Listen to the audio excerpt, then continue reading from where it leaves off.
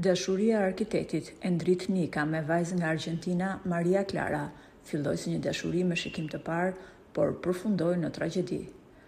Maria, e cila kishte jetuar në Europë për 9 muaj, e takoi Endrin në një udhëtim dhe ata shpejt u transferuan në Zvicër.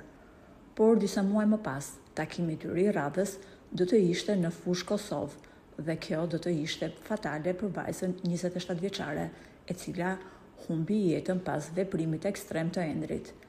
Edhe pse Maria Clara u transferua me shpejtësi në spital, nuk arriti të mbijetonte.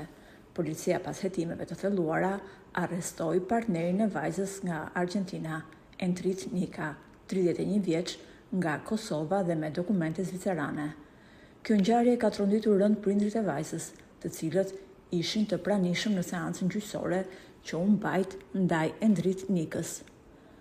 Të dy prindrit e vajzës dukeshin të shkatruar emocionalisht dhe mbanin të veshur bluzë ku ishte stampuar foto e vajzës së tyre Mari.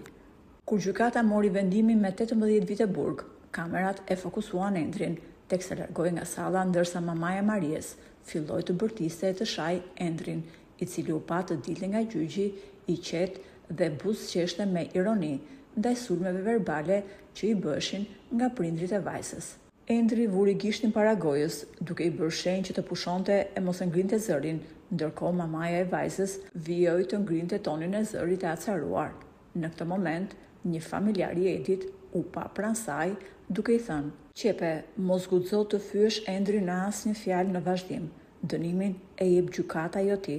E teksa mamaja e vajzës u pa akoma më e zemëruar pas këtyre fjalëve, ai ja bëri me shenjë duke lëvizur dorën pranë fytyt, një mesazh i qartë dhe kërcënues.